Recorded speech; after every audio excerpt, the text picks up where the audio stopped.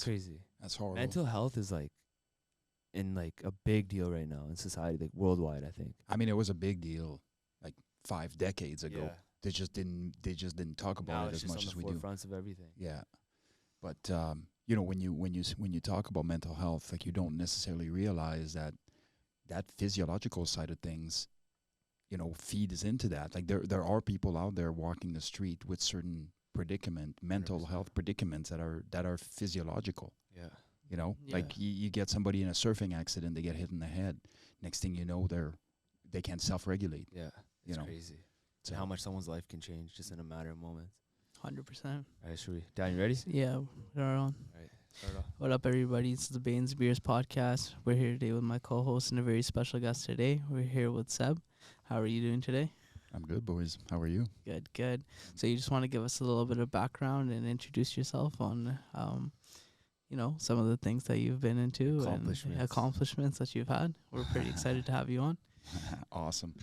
I'm not sure their accomplishments, but we'll we'll go through it. So I spent essentially 23 years of combined service between the military and police. I spent 16 of those years in the tactical space on the Lower Mainland District Emergency Response Team and some other tactical unit that I was on that shall remain nameless. and I ended up as the Sergeant Major for the division here, so for British Columbia from 2019 to 21, where I decided I wanted to do something else in my life. So I left the force. Great career, great time, and became a sort of a performance coach. I'm doing a master's degree that's almost finished now. I have a couple weeks left. I'm doing guest speaking appearances, you know, motivational speaking, all that stuff. So just really engaged sort of with the mental health side of things, you know. Yeah. What made you get into a career with like law enforcement? Was that something you've always wanted to as a kid growing up? How'd you get into that career? Mm-hmm. Yeah, it's kind of interesting because, you know, if you ask my mom, you know, she used to tell a story of me already playing the game by the time I was 2 or 3, you know, like running around with radios and like trying to be special forces and all this stuff. But I think that's, you know, generally most kids in the 70s anyway, most boys in the 70s. But what made me sort of pursue and continue to pursue that career was essentially the biker war was the big catalyst. This was a big biker war in Quebec, where I'm from.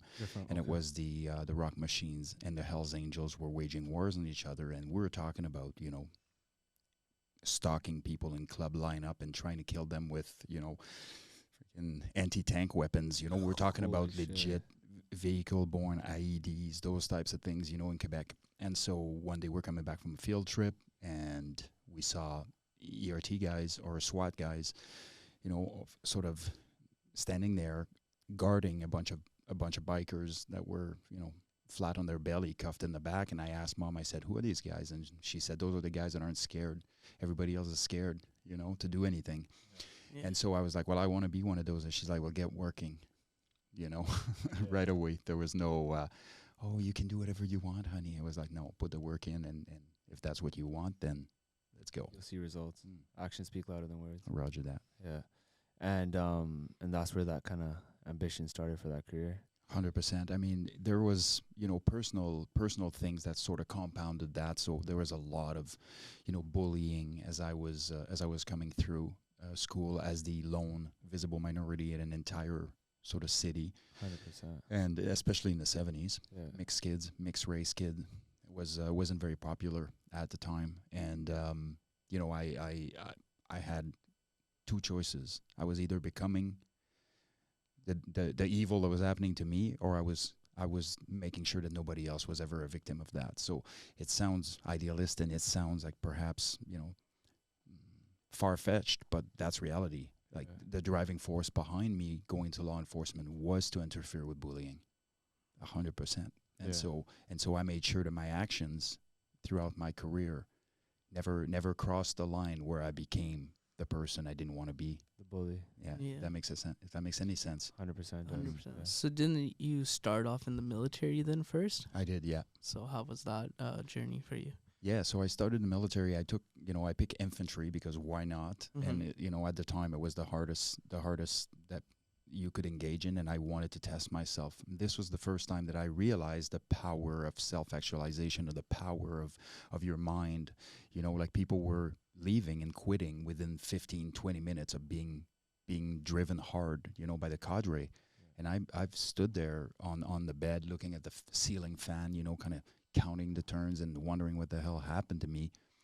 And I started to realize, like, if I don't quit, I'm never leaving here. That's all I have to do. And all these guys were, jumping ship, quitting left, right, and center. And that was really a reinforcing time for me, as far as, like, if you want something, I don't care if 90% of people fail. All you have to do is to have a bit of a roadmap, drive 1 foot at a time and never look back. But as soon as you let that little voice speak in your head and you start giving it a bit of power and then a little bit more power, and then you start compounding the issues with whatever is happening in your training, you're going to be gone, And so that was a good life lesson for me, and it really carried over very well to my law enforcement career. Yeah. How was that training? Like, was it like... The military training? Yeah, like, was it like, how you see on like YouTube and stuff like that? Like Hell Week? Yeah, it wasn't quite to that level because I wasn't, in CANSOFCOM or Canadian Special Operation Command. I mean, but it was very difficult. I mean, it was. We started with 36 guys and we graduated 13, and that's people quitting, from the hardship. Things and times have changed slightly here, like the military is not nearly as difficult as it once was, but that's just a So you a think tragedy waiting to happen. It's like gone a little softer. We'll get into that, but you know how you said, like, you're sitting there kind of counting and, like, you made up your mindset that I'm never gonna quit. How much of that is shaped in the environment you grew up in? Like, you're saying, like, your mom kind of was, like, pretty stern, like, get working kind of thing. How much do you think that shaped from the outcome of it is from where you grow up in the environment you come from? Well, I have thoughts on both of those things, because there's always going to be things that are going to be favorable or favoring you to do certain things, and there's always going to be things that are going to be interfering with you doing certain things. But at the end of the day, you got two choices. You either take it head on, or you're going into victimhood. And if you're going into victimhood, you're not getting anything done on account of my circumstances or what happened to me or what this person did or what this other person did. And it's just the eternal blame game, so to speak. And so you are correct. She set the tone, and she set she put in motion some things in me that would be beneficial later. But there was a lot of things working against me, with the rest of my life and the adversity it faced. And so I think at the end of the day, a decision has to be made, and it's just you and you, right? Like you may change an entire family bloodline by your actions, 100%. And you can. Yeah. And then going into that thing, you said, how much harder was it going into a career in law enforcement compared to what it is in today's day, back when you were, trying to take that on as a career? I think it's much easier now. I think it is much easier now, but my circumstances were a little bit different, because the RCMP in Quebec is a federal organization. There is zero municipal or provincial mandate, right? And so at the time, they took, and I can't remember exactly what the numbers were, but I was told once before, they took like 100 candidates from Quebec province for the RCMP as a whole, whereas BC took 3,800, a year. And so now, or something like that, don't quote me on those numbers, but the numbers were substantially different, right? And so therefore, they had the luxury of really handpicked who they wanted. Whereas sometimes if you have numbers to fill, well, you do your best due diligence, but at the end of the day, you need to get the bodies in, right? And so hopefully you get the right people by virtue of your process, and now establish your processes.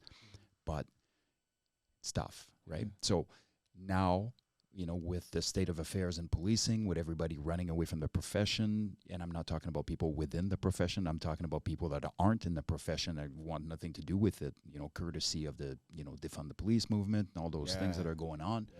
Very dynamic pieces. But right now, if you want a career in law enforcement, right now is a perfect time to do it. You know, stop thinking, start moving, because it is the perfect time to do it. The RCMP has even done something it hasn't done, as far as I know, in the 150 years existence of, you know, between the three forces. But they're bringing people back to their home province, which is something that's never been done before. I mean, it's been done in that individually, it's been done, but now you sign up and it's like, if you're from BC, you're coming back to BC if that's what you want. That option. Yeah. Whereas before, that was like unheard of. Exactly. Crazy. And they removed the polygraph too, I think. Yeah, I mean, I always had really mixed feelings about the polygraph myself personally. I've seen a lot of people that have passed the polygraph, they hadn't seen anything in life, and I wanted nowhere near my operations.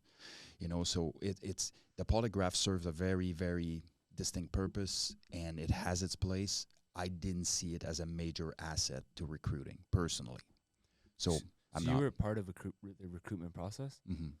How was that? You mean as far as like leading the recruitment? Yeah. No, I've never been a part of recruiting. No. Okay. No, I you know, obviously I went through recruiting, and I've had countless friends and people, mentorees, and that kind of connection go through training following my service. But how was that working with people that you said like you didn't want around you through your operations and stuff like that? Mm-hmm.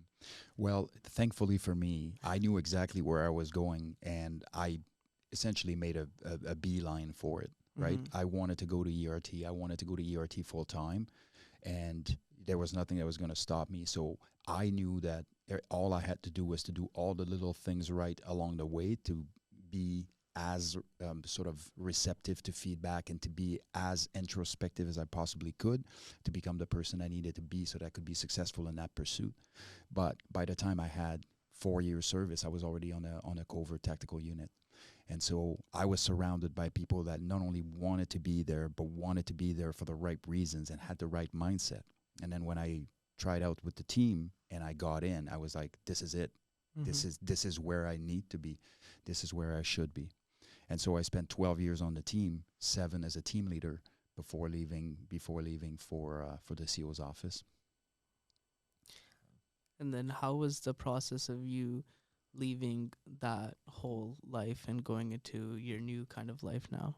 And what kind of made you come to that decision? Yeah, man, you know, it's really interesting. Life is an adventure, and it's not so much of an adventure if you spend 45 years in the same spot, right? So I wanted to do something different.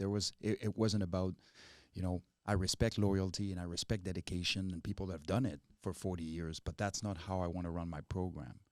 I want to do other things. I want to explore other you know, areas, or other field of endeavors. I want to view life through a different lens, you know. And so for me, sort of the catalyst was at the end of my term as the Sergeant Major for the division. I had a choice to make. What was I going to do? My entire life, all I ever wanted to do was to be ERT, but now I'd already spent 12 years on the team. So now the question was, am I going back there? So I was offered the position. I was offered a position where I would be the team leader for the team leaders, so the administrative leader, essentially. Whereas before, when I left, I was an operational team leader. And as the deadline approached, I started feeling, you know, anxious, and emotions that are generally don't take over me kind of thing. I feel them like anybody else, but I can easily, you know, curb anxiety or go into exploration or whatever the case may be.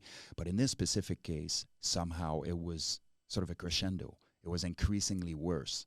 And I was like, why is that? So I looked in the mirror, looked at myself, and I said, you don't want to go back. You know, you've experienced 2 years now of having a work-life balance. And now you're going to have to go back on call. You're going to be, you know, at the mercy of every tactical operation that come through. You're going to get called out of every family function. You're going to do, you know, all of those things.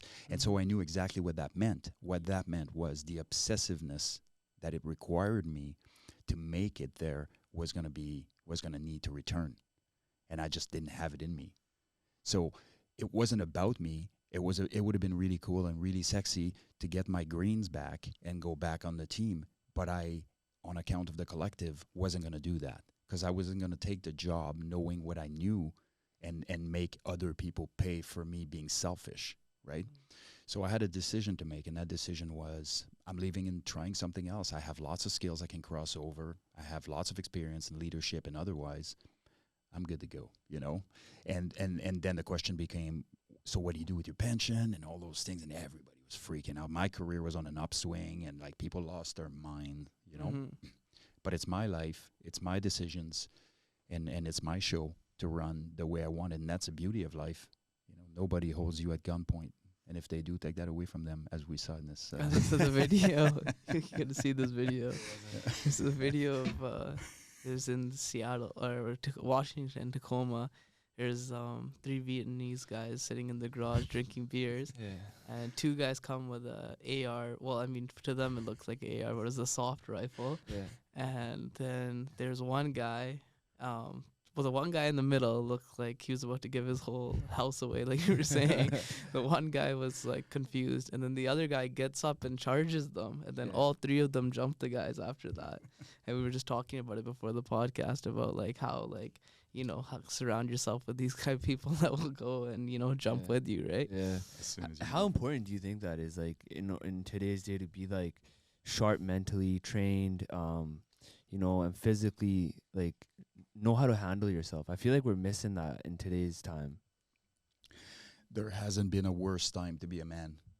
There hasn't been. All the things that we do that are extremely useful are the things that are, you know, labeled as, you know, toxic masculinity or backwards or outdated or whatever. And the reason why we can have those conversations is because most people haven't faced adversity in this generation. Just haven't. I agree. When was the last time real adversity hit us? You call the pandemic adversity? I got news for you. I was just off the team when the pandemic hit. That was the safest I've ever been. Like literally, that was the safest I'd been in the last 10 years. I was like, yeah, I'll take pandemics all day. Yeah. I'm used to walking in rooms where I think that's it. You know, as soon as I commit to the door threshold, that guy that has an angle on us is going to unload. I'm going to be the first one to drop, and the team will take care of business, you know, sort of thing. So for me to move into the pandemic after and seeing people falling apart left, right, and center, it was a big revelation. And it's not a knock on people that have fallen apart during the pandemic. It's not a knock on, it's reality. If adversities never hit you, when it hits you hard. Right? And so now what we're seeing is like, and even you see it everywhere, violence is extremely prevalent. There's more and more random assaults. Yeah. You know, if you look at Vancouver, for example, it's up like 41% or something. And everybody seem to want something from other people and are willing to take it by force or to make a statement. But nobody wants to square off and have an old school dust up, right? Yeah. Like now people are, you know, stabbing each other and shooting each other and all that stuff. So it is a critical time, and it is necessary for people to have the ability to interfere with the violence that's going on around us. Yeah. I don't really care if you don't care about yourself. You know, if you don't care about your abilities to handle violence, if you don't care about, you know, your own personal safety, all this good stuff, that's a choice. That's your prerogative. You're a grown adult, and you can make those calls for yourself. But what about kids? What about your kids? What about your family? What about your friends? What about the people that can't take care of themselves? You know, all of that. As a society, we need to have the ability to interfere with violence. We just need to. It's that simple. Yeah. And so having the tools to do that, and let's call about the other side of this, because really there's another side of this, which is the self-fulfillment side. I mean, having the ability to do this gives you incredible power. It's very empowering to have the ability to do that, because you're not at the mercy of anybody who wants to hurt you all the time. Yeah. You know, imagine walking around thinking anybody wants to jump me right now, I'm done. Like, what kind of life would that be? Kind of giving yourself up already. 100%. And I prefer somebody that looks internally and has the ability to say that and say, okay, I need to change that, because that's going to be a problem at some point. It definitely is already, I feel. You're right. And especially with like so many, like we have a drug crisis, right? Even Eastside Vancouver, you're seeing like people getting stabbed up left, right, and center. There's so many more police officers being killed in Canada, right? So how is that something we work towards to change as a society? You coming from that environment of law enforcement, do you feel that police officers and that side, or any sort of law enforcement, don't get the respect that they used to have once upon a time? With society, you know, with everybody videoing you, you know, you got cameras out at any point. People are questioning you as an officer. People are questioning you, your job, whether it's just a minor stop as you know, someone getting ticketed. Now you'll see videos going viral, defund the police. You know, these cops don't know what they're doing. They don't know their policies. You know, this and that. Do you think that's like a good tunnel people are going down? You know, I believe that people are right to ask for questions and are right to question the way by which we do business. And that's a part of our business, is to have those conversations preemptively. The problem in what we've done and what the culture, the policing culture has been, you know, historically, is more of a closed-off culture. And there's one thing that's been used perpetually for that, and that's operational security, right? Like, oh, this is under investigation, or oh, this is whatever. And to a certain extent, there was validity to this. But the reality is you can't have a PR strategy based upon not having conversations and not being open, right? Because it isn't going to work. So even if you know you're well-intended, even if you know the majority of your members are doing it for the right reasons, and that, you know, the bad apples are far few in between and they're being dealt with, you know, hopefully. Yeah. Now you're finding yourself in this sort of no man's land, where you want to make sure that the public knows what we are doing, what we are dealing with, how we're doing it, and why. I've even suggested before, let's have a layman's use of force explanation for people to understand how police use of force works. You know, so elaborate on that. Yeah, so you know, when you look at a police officer responding, doing something, going hands-on, or whatever the case may be, it's always excessive in your head. You know, not yours specifically, but you know, in people's from your viewpoint, when you see a video, you're just seeing the moment of when he's because it's a snapshot in time. You don't know what the grounds for the arrest are. You don't know what the previous conversation was about. You don't know what was said. We don't know anything. Nothing. And we're No just context. watching these contextless videos, and we're commenting like we're expert on this. And the reality is, police use of force is extremely complex. We are not paid to fight. We are paid to win. You're not watching UFC, right? So if the catastrophic consequences that are associated with losing a fight in the policing context, most people don't even think about, right? Because it's a sanitized version of what this looks like.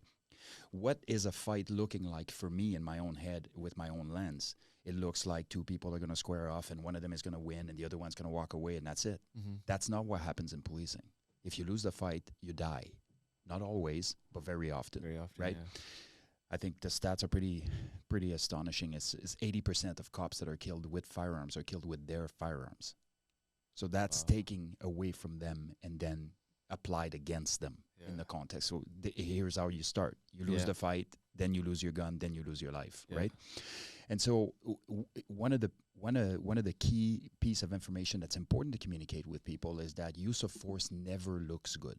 It never does. Oh, yeah. Now, the more trained you are and the more capable you are, the better you may make it look, right? And so that's why it's important to have really well-trained people, because people that are untrained or not trained properly will always give the sense that they're excessive, because they will have to take drastic actions to achieve the same outcome. 100%. Whereas if somebody's really trained, it's going to be so smooth. If you've ever watched, you know, a jiu-jitsu black belt, take somebody to the ground and like flow around them like they're sleeping while the other person is fighting for their life.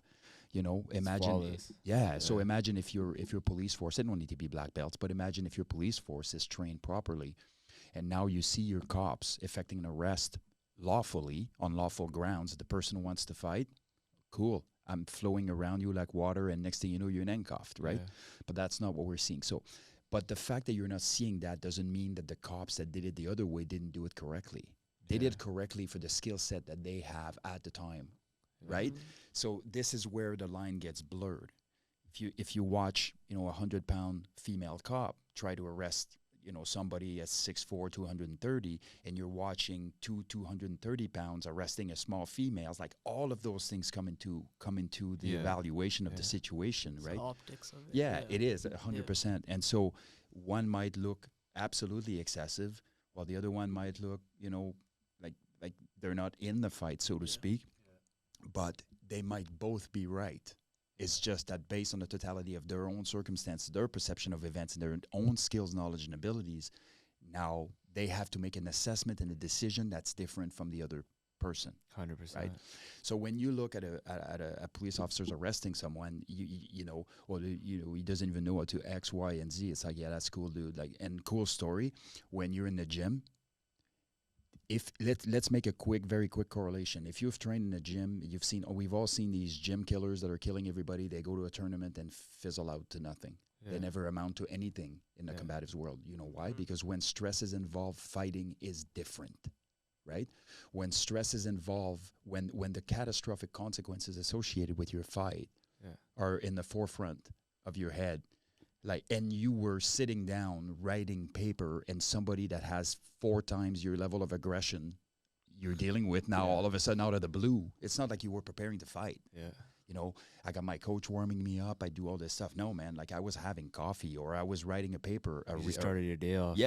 Or whatever, right? Goes off. And now you get called out, and next thing you know, you're in the fight for your life. It's like the stress and the hormones that are dumped into your body, most humans will never understand that.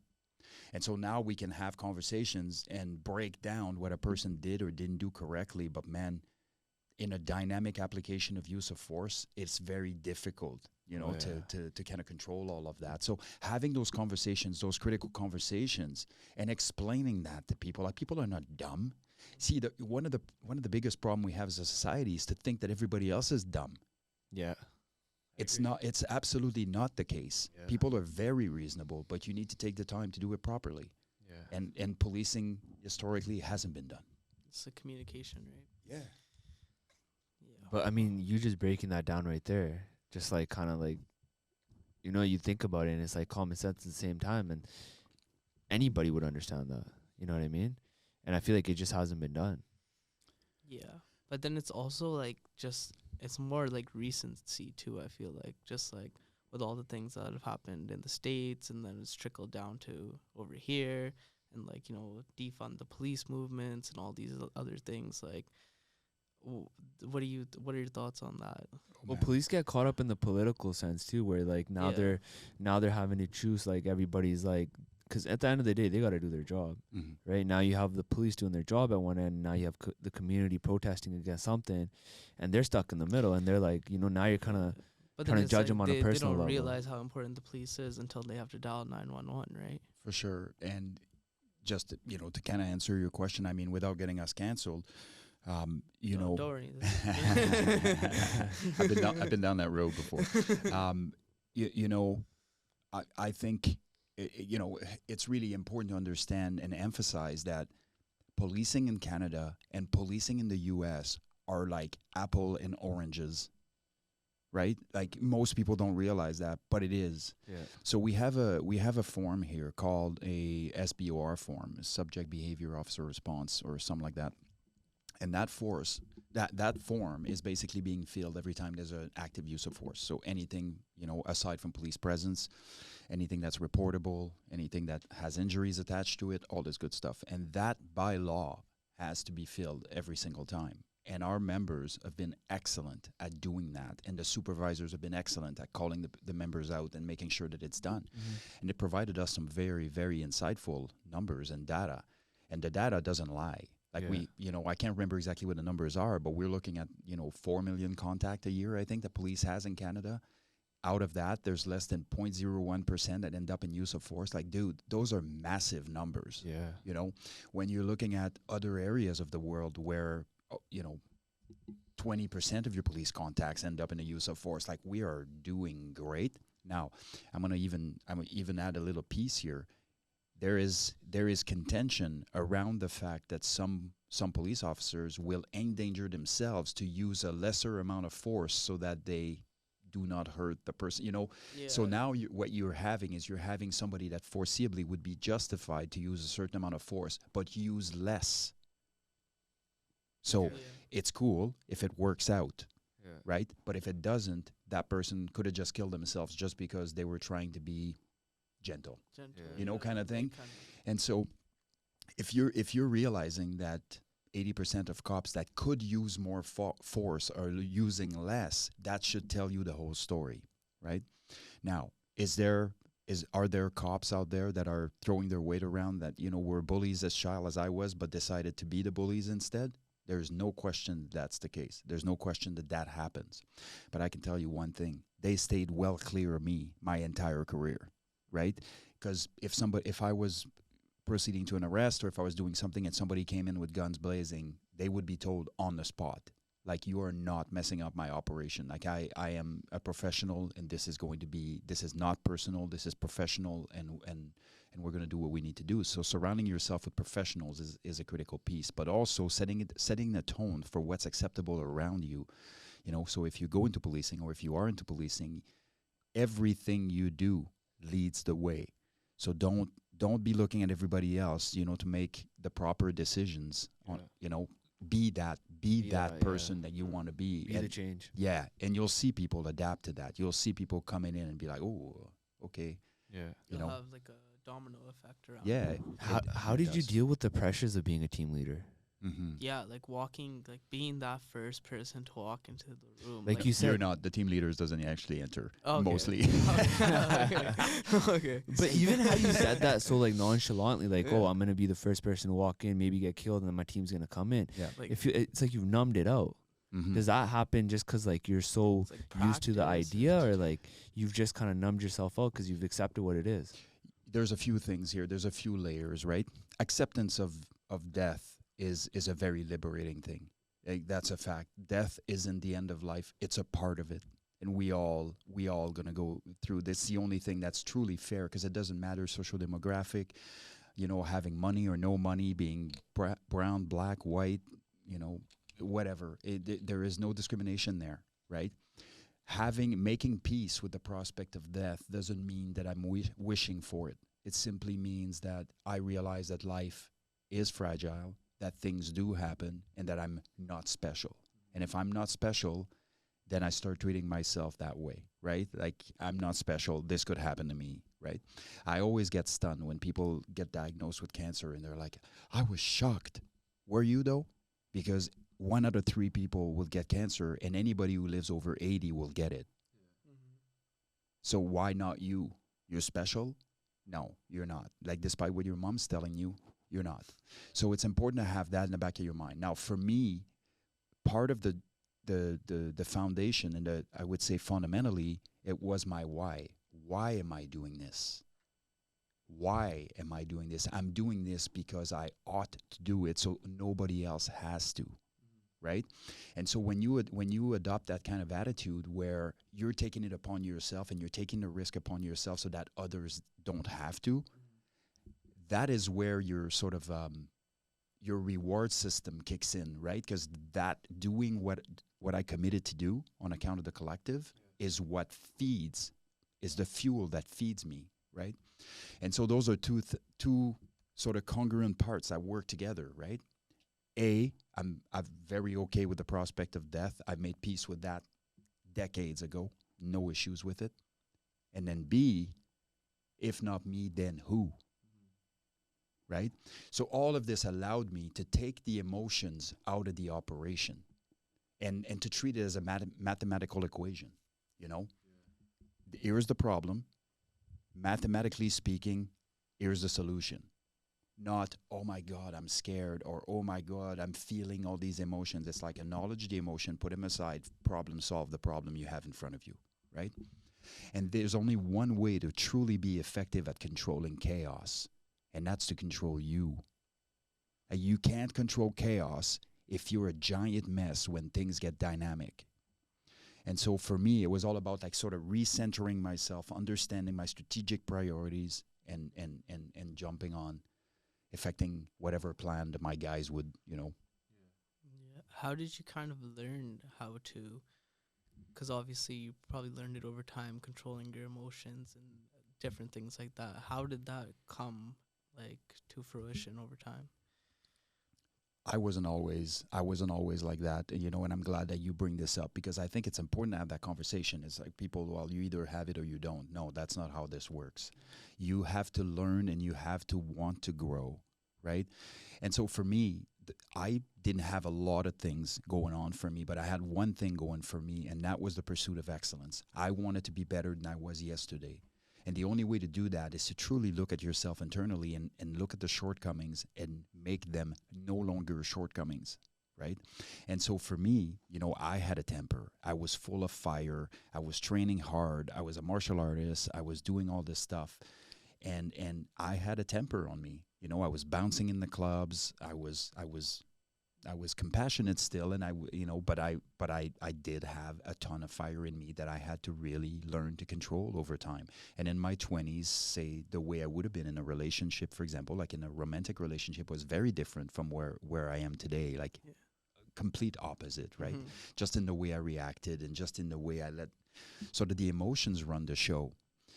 But I asked myself the question, and I asked this when I go on leadership training and I train people, you know, would you say that you make better decisions when you're angry or when you're super happy? And generally people know exactly what that question means, right? It means you don't on either of those two extremes.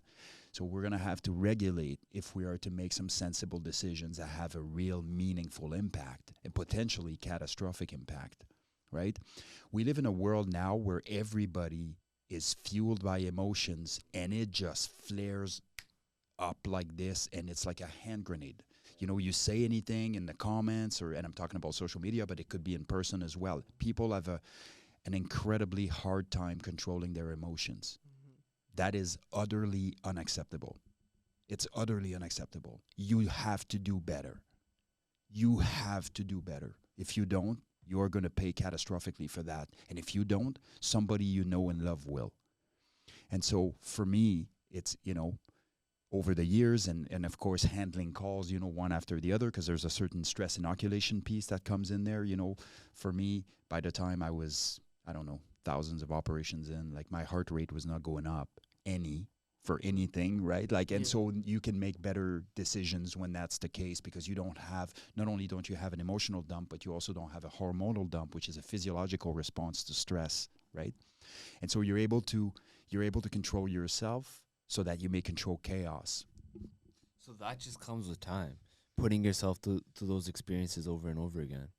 That's correct. But this also comes with time invested in learning from the previous time. Mm-hmm. Because I'll give you an example of this and how I normally exemplify this. So imagine I'm the passenger side of your car and we go to the same location 10 times.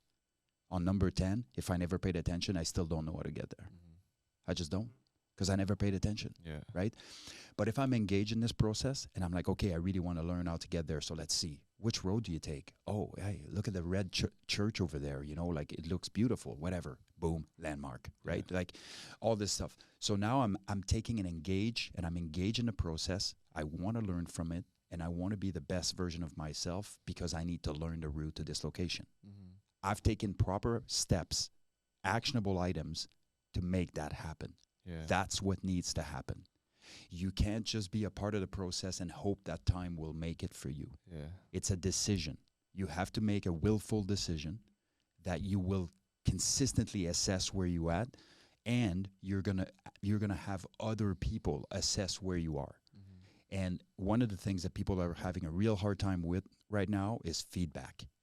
Oh, yeah. Any feedback, and people get all defensive, and it's like, I feel attacked and you're harassing me, and it's like, what are you even talking about, man? If you had a clue how I talk to myself in the mirror, you wouldn't think that this person is harassing you, right? And it doesn't work for everybody, but it did for me, right? And so I think having the ability to look at the things that we do, evaluate them, and find the shortcomings within that is critical to not repeating the same mistake and learning from the experience. So now you're sort of using two different angles to move forward in the person that you want to be. Mm-hmm. and you wanting to be the best version of yourself, right? I feel like in today's day, like, not everybody cares. Like, it's kind of just like, why should I care of that? Why do you think people should care to be the best versions of themselves? Mm-hmm. I absolutely love this question, man. I love this question, and I don't think it was ever asked of me, and I like that. So life is going to be much better than what you expected when you are the best version of yourself, when you show up for yourself. The things that you are lining up, and we're talking about, like, say, let's talk about manifestation, for example, right? People talk about this all the time. You want to do something, just focus hard on it and really want it, and things are going to line up. That's not how this works. Manifestation isn't a magical thing. Manifestation is a neuroscientific process and a psychological process, two things intertwined, right? It's you establishing a roadmap to where you want to go with an outcome in mind, and taking actionable steps and incremental steps towards that goal. But because you're so open to everything that relates to that goal, your brain is more open to receive feedback. Your brain is more open to the things that you see. Your brain seeks opportunities and sense them when they're around. So your entire physiology is now lining up with what it is that you want to do, right? So if a person is consistently seeking excellence in everything they do, and I'm not talking about perfectionism, that's a different thing. You don't have to be perfect, but you have to be the best version of you. If you show up for yourself, so will everybody else along your life. And you can say, I don't care. Really? You don't? Let's look at the numbers right now on mental health and the true struggles that the society is going through. Young men, young women going out, being lost, completely lost, having no bearings, having no directions, having no, I don't even know what my why is. What am I doing here? What's keeping me here? All of those things are less and less impactful if you have your stuff together, right? And if you're challenging yourself and you keep yourself with that growth mindset instead of a fixed mindset. If you have a growth mindset, you start analyzing things differently. You see challenges as opportunities for growth. You see adversity as challenges for growth. All of those things. Dude, I'm gonna drop a bomb on you right now. So 2 years ago, I had a very serious medical condition that almost killed me. In December of this year, I'm getting this leg amputated, my left leg. Okay, so mid-shin amputation, transtibial amputation. I look at this as an opportunity to walk the walk in the talk that I've been doing, right? I'm a coach. I'm a performance coach. I'm a human performance coach. I teach people how to negotiate adversity in the context of whatever. So now I have an opportunity to walk the walk, to say, hey, I'm going to get my leg amputated. Watch me, right? And so if I had some sort of fixed mindset, or if I didn't see this as an opportunity, now I'd be in victimhood. I'd be in victim mode, right? Like, oh, this is happening. I can't believe it. I'm going to lose my leg. I was so fast. I was running. I was the fastest runner I know, all this stuff. Sub stories, right? We tell ourselves.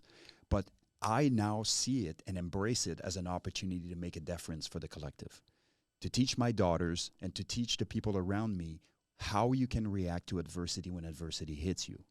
You don't have to fall apart. We have a lot more power than we give ourselves credit for. But the only way that you're going to tap in any of this, and the only way that you'll truly understand your true potential, is to be the best version of you. You have to optimize you so that you're better to work with others. So let's talk about another example of this so that we can kind of tie it in. Leadership, for example. The reason why people necessarily aren't doing all the things that they should do personally to be the best version of themselves in the leadership context is that management is going to shut down whatever initiative I'm doing, or they're not going to want to hear it, or the culture can be changed here, or whatever. What they don't understand is if you optimize you and you are the absolute best version of yourself, you're going to be able to do things where everybody else failed. So that may mean a meaningful change. That may mean having a conversation that anybody else would have failed at, and somehow you were able to get through, and now you guys are getting what you need. right? Because I optimize me. So when I teach my leadership courses, I don't teach leadership principles. I teach introspection. We're going to go to the bottom of your closet and we're going to clean the place up. Your insecurities, I can smell them. When you walk into the room and you're insecure, I can smell you. It stinks. We all feel it. You know what I mean? Mm-hmm. And so, and again, this is, everybody has insecurities. Yeah. That includes me, right? But what's important is to recognize them, address them, so that they don't start impacting others. There is a saying that says, if you don't heal your wounds, you're going to bleed on those that didn't cut you. Right? And that's a fact. And so, you know, I hope that's a holistic enough answer, but it's kind of a multi-layered answer. But those are all reasons why you should want to be the best version of yourself. Essentially, your life will be the best version of your life. So if you don't think that's important, good to go, man. Go watch Netflix. I don't know. You know what I mean? Yeah, 100%. Do you think social media has us? Do you think social media has taken us away from reality?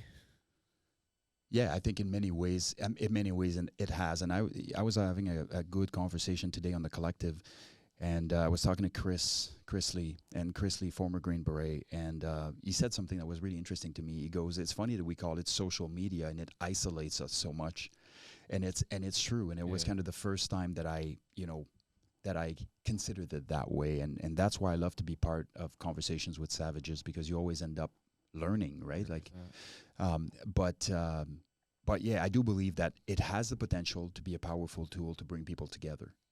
There's no question that that's the case. We communicate easily with everybody around the world, which was never the case historically, right? But that comes with a cost.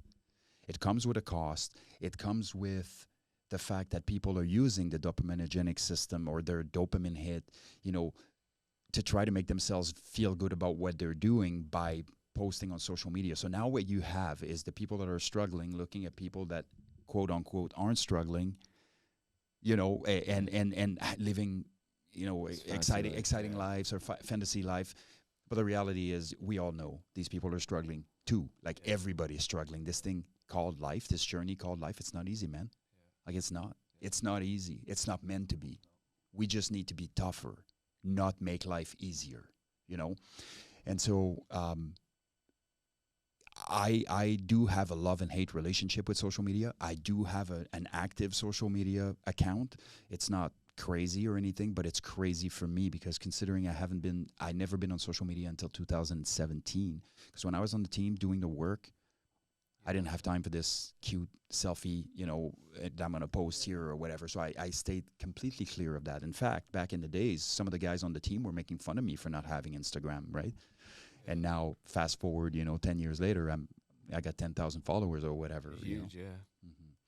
So I do believe that we have to be careful, you know, in our evaluation of the tools, because we start giving power to tools. Like, let's talk about like firearms, for example, right? Like, if I put a gun on the table here, like, it's not deadly, right? But if I take it and shoot someone, it's deadly. Well, it's kind of the same with social media. Like, it's there, it's not good, it's not bad, it's just us. How do we weaponize it for good or for a nefarious purpose? What are your thoughts on, speaking of firearms, like in Canada? Like, the ban on hunting rifles. Yeah. Dan's a hunter, so he's... So the Association of Chiefs of Police have been very clear with the numbers and the data. Like, the data is clear. There is no correlation between criminal enterprise and legally owned firearms in Canada. Like, we have a very good vetting process. Our firearms owner are responsible for the most part. They have training. They have to think about the same scenario on the other side of the border in some of those states where you literally have a heartbeat. You can have a 50 caliber mounted in your basement, you know. We do not have that kind of gun culture. We have a gun culture of responsible gun owners for the most part. There's always going to be knuckleheads everywhere, but you can't punish the entire group for 100%. A few outliers, right? But if you look at it if you look at it from a statistics standpoint, from a data standpoint, there is no steps that the government is taking right now that makes any sense at all. So now this is political sort of glitters. Let's send glitters in people's eyes. So this is what happens. This goes back to my earlier comment about us being so reactive emotionally, right? So a couple active shootings are happening, or some gang incidents or whatever. The crowd goes wild. Everybody loses their minds. Who's doing what about this, and who's doing what, and who's not doing what, and all this stuff. So now the government is looking at this as an opportunity. Like, they are ripe for the taking right now. So we are good to go in with, a plan that's seemingly might work. Sounds right. That sounds right on paper, except fundamentally is completely flawed. And then we're gonna make sure that we push that agenda so that we get reelected, right? So it's all about elections. There's a reason why Trudeau has done what he's done with the hold right now, because he knows it's political suicide. He doesn't even want to go down that route of enacting the same policy that he's actually going after, because he knows it's career suicide. But all that being said, strictly from a data standpoint, we don't have a gun problem in the country as far as legal gun owners is concerned. We do have an illegal gun problem. But that's a different battle. It's not even in the same galaxy. Yeah. None of those guys are turning their guns in.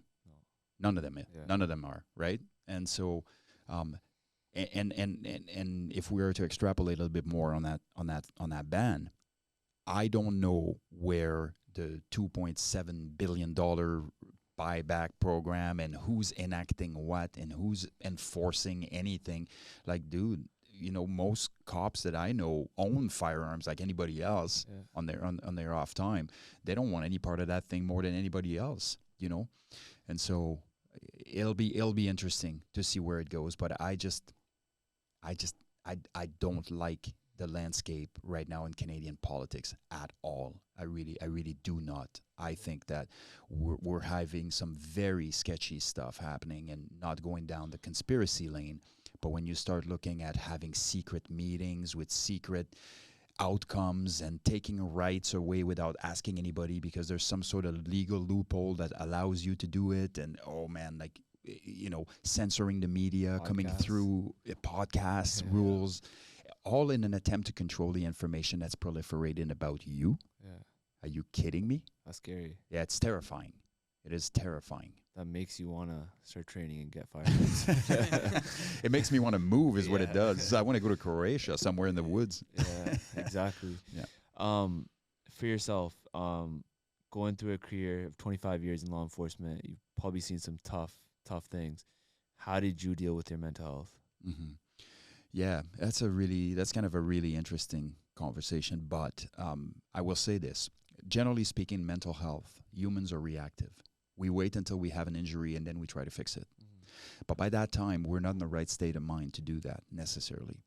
Mental health and the mental health journey is a lifelong endeavor, and it's a lifelong effort, right? Yeah, it has to be done preemptively. It has to be done during your career, and it has to be done post-career. All of those things. But there's a few key pieces that keep on coming back that seem to be very, very problematic. One of those is emotional overinvestment in the cause that you are going to. So you can be compassionate. You should be compassionate and having the compassion to show up for people in the worst days of their life, but it's also not your worst day. It's not your mom. The baby you picked up isn't yours. Those types of things. Yeah. And it's not about being completely emotionless and doing it, but it's realizing like you can't live your own trauma and live everybody else's also. Facts. You know what I mean? Yeah. Like if you're in policing for 10 years and you've lived everybody's trauma, what happens when life hits you? Yeah. Like you got no bandwidth left, right? Yeah. We have a limited amount of bandwidth. So one of the things that I always, for me, was a conscious decision, was a logical override. And that's takes time, it takes practice. But basically, I would have an emotion in relation to the call I responded to. I acknowledge the emotion. I'm feeling this because it's pretty horrible. But also, okay, it's not my kid. It's not my friend. It's not, whatever. And how do I do best by them by doing the best work that I can possibly can and refocus on the mathematical equation piece, which is how do I problem solve this issue, right? And I would launch into problem solving mode, which is a bit of a compartmentalization. It is. You're essentially compartmentalizing, your emotions versus what you need to do. Yeah. So for me, that was a very good strategy to do that. Now, the rest of it is, what are the systems that you have to prepare you for a life of service? What is the system that you have in place, in your own life so that you may negotiate life without having all kinds of issues? Well, there's kind of 4 fundamental areas. You have your sort of spiritual area, and that doesn't mean necessarily religion. It can be just spirituality, having an understanding of, higher consciousness, those types of things. Then you have your physical. Are you in the right physical condition? Because I got some bad news. If things are bad in your life and you're out of shape, it's worse by a long shot. Inversely, if things are bad in your life and you're good to go physically, you are in a good place. It's a much better place to be. But one of those things is going to have to happen immediately, and the other one will follow, right? Like, you can't just let yourself completely fall apart mentally and emotionally and then start skipping the gym. That's why I always tell people, it's like, listen, the way to get out of this predicament is going to be to do all of the things that you don't want to do. It's that simple. All of the things that you don't feel like doing, right? And now you have your social circles. Who are you surrounding yourselves with? Cops generally do one thing. They surround themselves with cops. You know what happens when you do that? You're dealing with people that deal 100% of the time with 1% of the population. And they get to think that because of that, they're dealing with 100% of the population. Yeah. So that's what the professionally induced cynicism kicks in, right? And sometimes it borders nihilism, really. But cynicism, yes, it can be good and dark humor and cynicism to kind of go through the day on the daily, but it's very destructive in the long run. When you start looking at life cynically, like everything is, against you or whatever, now you get into victimhood. Now we have much larger problems, right? So it's important to surround yourself with people from different walks of life, man. When you get home, don't start telling your story about this. I pulled this guy over and then this happened, and like nobody cares. But I can tell you one thing, your friend that's working in an office that, has problem solved something or whatever, like let him have a piece of that conversation and try to learn something that you can apply in your own context from that person, right? And the way they see the world very differently than you.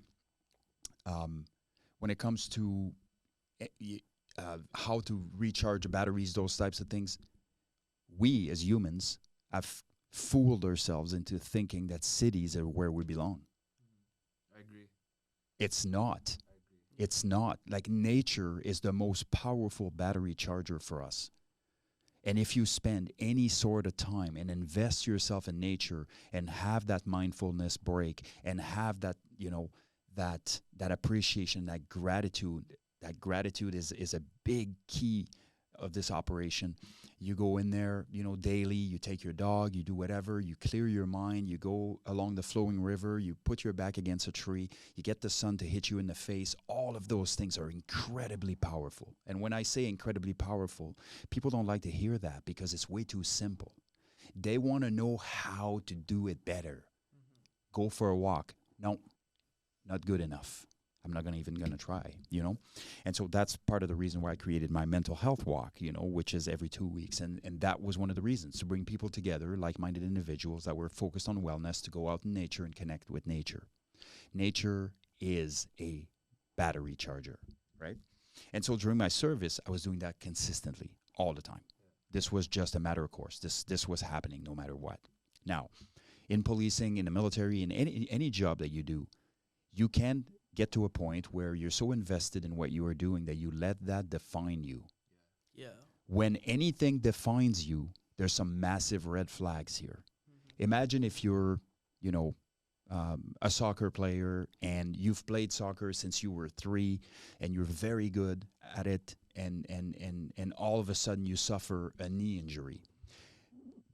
But your entire persona, your entire context, your entire lifestyle, your entire everything is soccer-centric because you are the ultimate soccer player. Yeah, that's like a lot of athletes that go into retirement. They can't handle retirement because that's their whole personality. 100%. Yeah. Who was? Yeah, Volkanovski. Yeah. And I really like what Volkanovski did, because Volkanovski, like, I don't know if you must have picked up on that, but when he started talking about his mental health, I was like, wait a minute, this is a massive moment here. Mm-hmm. This is a very important moment here. This is one of the guys that's believed to be one of the best pound-for-pound fighters to ever lived. And he is a strong and savage, and he just came out and said, I have to keep fighting or my mind takes over. Mm-hmm. That was a massive statement from him, right? And he tried to walk it back, but I don't think he should have walked it back. I think he needed to lean into it, right? Because people need to hear that. These kids that are watching these guys, that are idolizing these guys, they now understand that it's okay to recognize that something is not right for you and that you must take actions. And everybody has sort of ways to keep the crazy away. For me, it's going in nature, right? But all of those things have to be a part of a regular sort of regiment, and letting things define you was never my thing at all. I never carried my badge of duty. I didn't get involved in stuff unless people were at risk, like catastrophically, but otherwise I'd be calling and whatever. But I developed all these other areas of my personality. I developed intellectually. I went back to school. I developed, relationship-wise. I developed with, friendship-wise. I worked on all kinds of projects. I did, I got a jiu-jitsu black belt. I did boxing. I did whatever. Like, I did a million different things. So if you took my BJJ off right now and you said, okay, you're no longer a black belt, big deal. I still got all these other things. If you take my leg, I'm like, big deal. I have all these other things. The problem is if you pin yourself in a corner and everything that ever defined you is hinging on one thing, lose that one thing, lose it all. How was that process at first when you found out that your leg will be amputated? You're not going to like that answer. I basically asked for it. So this happened 2 years ago in August of 2021, my bout of compartment syndrome. And literally 15 minutes after the doctor said, we need to remove your left calf muscle, or we need to remove parts of it, because I had 9 surgery between August and October. And at first it was supposed to be 1, where they were going to remove some dead tissue, like dead muscle, and it turned into 9. So by the time we hit about 6 or 7 surgeries, I told him, can you not amputate it and give me a prosthetic and we call it a day and I can go back out and run and do the things that I want to do, kind of thing. And the doctor was like, no, we can't really do that. We have to, and thankfully he was the, he knew exactly what needed to be said. And basically said, he's like, we got to optimize your chances by letting it recover. And this could be a year, this could be 2, because nerves are regenerating at an inch a month or some kind of rate like this. And but I was prepared to cut that thing off in August of 2021 and get going with the operation. Now, ask me if this happened before I did my career of choice, right? Like, say if I was I was an up and comer and I was going to go in a tactical world, and somehow now I was going to lose my leg, it may have hit me differently, right? My career has been fantastic, and I have 0 regrets. Like, I just loved every minute of it, right? And so for me, now it's probably easier than it would have been if I was, say, 25. But I was good with that prospect that I never skipped a beat, to be honest with you, at all. So I know this one thing. I know this one thing about me that people really, really don't like to hear, and I even don't like to say it. But my mind is bulletproof. Everything else about me isn't, and so what I need to do is to stick with the computer and what happens to my body and what happens in life and the adversity and all those things that happen. Amen. So here's what I do to kind of anchor this mindset belief. I always seek meaning. I never seek happiness. I'm not doing things so I'm happy. Okay, so now you're a dad, you have a young one, and you seek happiness, and something happens, they have cancer, and they pass away. Good luck with your plan. not going to work, right? But if you assign meaning, and if you're seeking meaning, you can find meaning in your 7-year-old passing away from cancer. That is the difference. That is the driving force that continues to push you forward. But as soon as you're seeking something that's final, I want to be happy. While every time you're not happy, you're struggling. You're chasing that expectation. You are. So you need to lower your expectations. It's kind of no different than if I'm on my 3rd jiu-jitsu sessions in the day and I'm going to roll with a bunch of people, my expectations are much lower than they were on session number 1. Mm-hmm. Now I'm looking at surviving, whereas I was looking at winning, on session 1 or whatever. Mm-hmm. But it's very difficult to do that. It's very difficult to lower your own expectations, but it's necessary. So if you seek meaning in all things, that means that everything that happens to you, good or bad, is a growing opportunity to be a better version of yourself. And that becomes a very powerful driving force. Oh, yeah. The opposite is also true. So if you adopt the opposite strategy, as soon as you get hit with solid adversity, you're going to crumble. 100%. People have no idea how strong they are. No idea. There is so much power within us. There is so much power. So much, right? But we need to learn to trust it. We need to learn to employ it. We need to learn to use our bandwidth correctly. All of those things need to happen. Kind of embrace it. Yeah, man. So was there ever a point in your life where any sort of negativity got through to you? Or was it always just you were able to kind of deflect it and walk away? No, there were certain points in my life, like I remember, especially being younger, when for me, it was race related, like just the environment I was in was very not conducive to being different. Mm-hmm. And I was not only different, but I was different. Yeah. You know what I mean? Yeah. So I was different physiologically as a kid of mixed race, but I was also different. Yeah. I was also, quirky and different, and that sort of double whammied me, right? And so one of the things I used to do all the time is like to read the comments or, in the newspaper at the time. Of course, this was the 80s and 90s, and seeing all the disparaging comment about, race or whatever. And I used to get so infuriated with how we were discriminated against and how the perception that people out there didn't want us around or, any of that. But one day I just was done. Like, it was weird. It was weird how it happened. But one day I was reading a comment and nothing. And it's almost like I developed this resistance to it, right? Like, and I started thinking, like, does it actually matter what they think?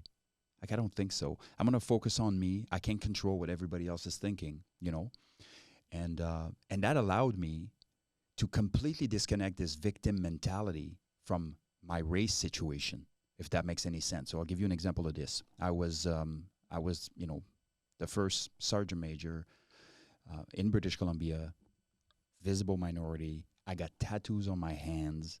I'm not fitting the historical bill image of what the SM would have been. And never let that stop me. Didn't care, right?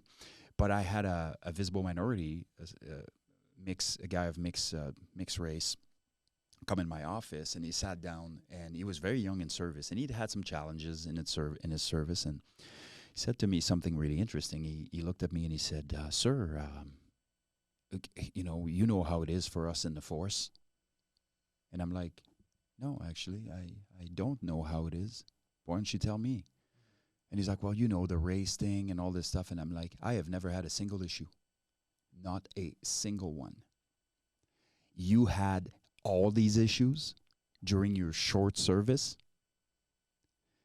I'm going to tell you something you really don't want to hear. You're probably the issue. You are probably the issue. There is no way. I have never experienced anything in 20 years, and in 5, you've experienced 100 things. There is no way. So either you don't know how to set your boundaries, or you're seeing evil everywhere. You have cognitive bias. And how to explain this to people? I'm like, well, okay, imagine that somebody just broke up with you and they're driving a blue Honda Civic. As far as you're concerned, for the next 2 years, there's only blue Honda Civics being released by Honda, because you have a cognitive bias, right? And cognitive bias is dangerous, man. It's very dangerous, because you're going to make situation fit your narrative. 100%. And so now you're going to see and proliferate that. Now, don't get me wrong. There are people out there that are legitimately being discriminated against, 100%. Right? Yeah. It happens. That's real.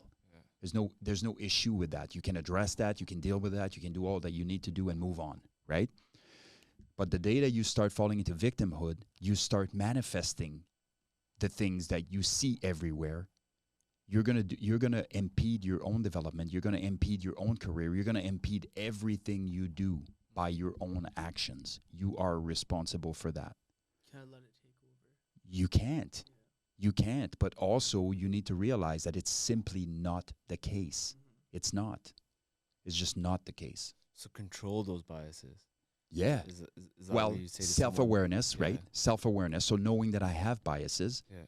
And self-regulation, which is the prospect by which I live life understanding my biases and understanding that I need to counteract them.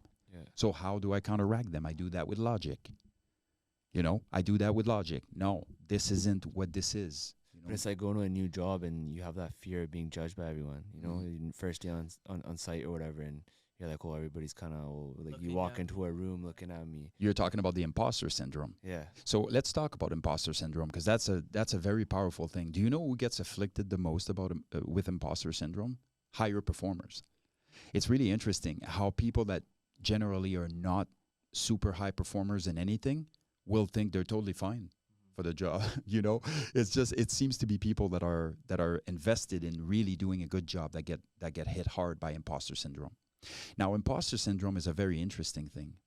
The brain works differently. So when you have an apprehension or a fear of anything, your brain magnifies the risk that's associated with that. That is the reason why if I have a paper to write for school and I absolutely don't want to do it, every time I think about it, my brain will find a million reasons why I shouldn't be writing it, and I'm going to procrastinate. Right? That's called magnification. It's called spotlighting. Your brain is essentially spotlighting an area of risk, and if it feels an apprehension, it comes to the conclusion that something must be deadly. We're survival machines. We're essentially wired for one thing: survival, procreation, or two things, right?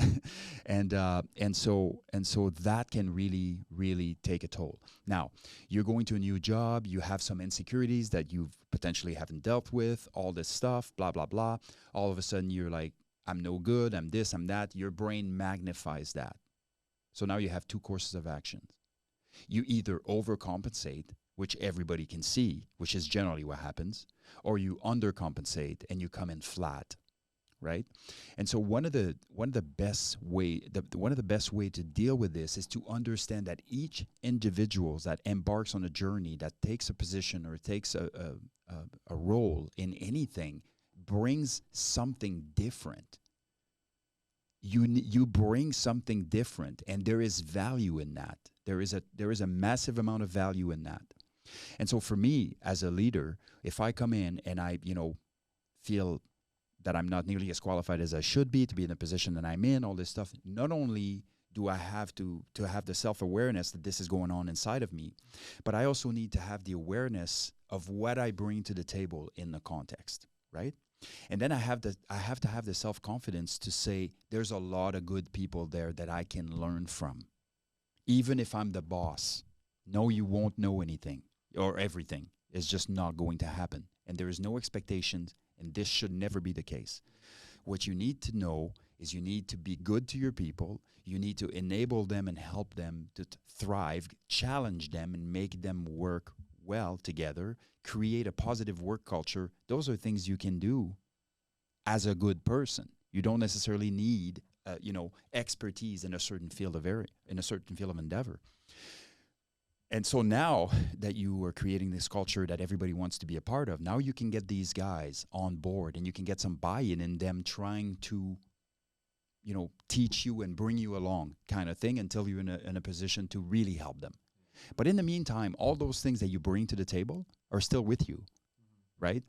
So that logical override in an imposter scenario is very, very important. And I do that with my clients all the time. I'm like, take a sheet of paper or take your phone if you're so inclined.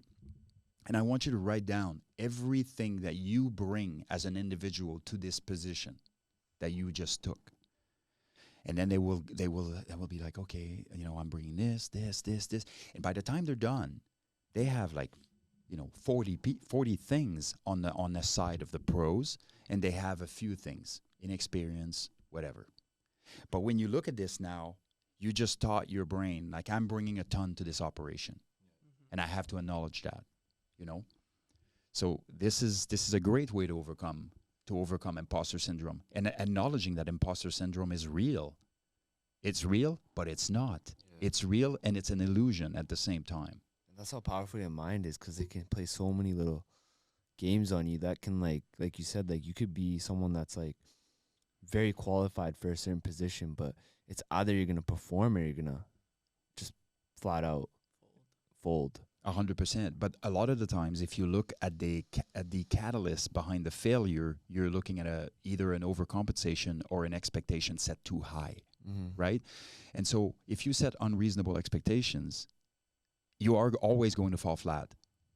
Yeah, that's what too high of an expectations might lead to. Now, that's not to say that you don't set lofty goals.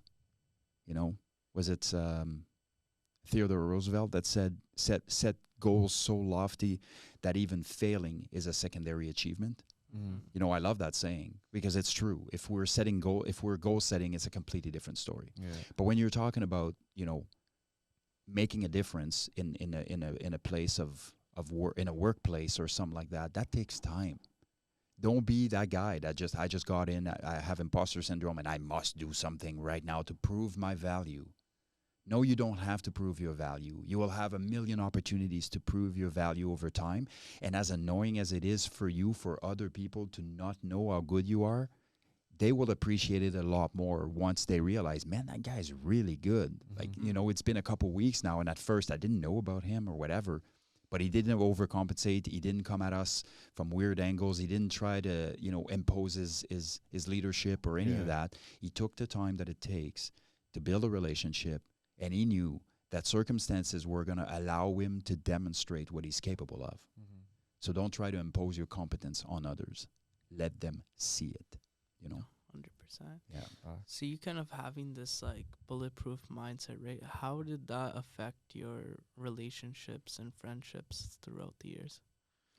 Well, it'd be nice to have my friends here to answer that, but I can tell you this. I mean, my ability to deal with life and to deal with the adversity that's contained within it and helping other people deal with theirs is probably, one of the biggest benefit that I've had from my mindset, right? And, it's really interesting. The word mindset is thrown out daily, and most people don't truly understand how impactful that can be. But I can teach you everything about anything. But if you're riddled with insecurities, everything I just taught you, you learn it differently.